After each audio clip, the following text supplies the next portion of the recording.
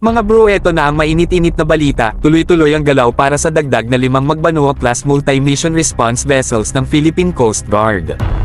Oo, yung 97-meter na higanti sa dagat na hindi lang pang-rescue kundi pang-dignity rin ng bansa. At habang wala pa sa shipyard ang bakal, may senyales na tayong papunta na tayo roon. Kasi mga bro, kamakailan lang ay naglabas ang Department of Transportation ng invitation to bid para sa construction consultancy services galing sa Japan Marine Science. Meaning, di pa man aktwal na sinisimulan ang paggawa ng mga barko, ay pinapalakas na natin ang pundasyon, literal at strategical.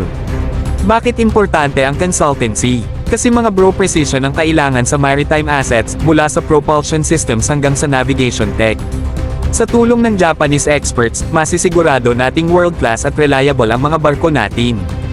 At kung mabilis umusad ang award para sa consultancy, pwedeng within the year pa lang ay magka-welding na tayo ng bagong barko. Itong mga Magbanua-class vessels ay hindi basta patrol boat, multi-mission to mga bro. Pang-rescue, pang-search and recovery, pang-monitor ng maritime zones, at kung kailangan, pang-projection ng sovereignty.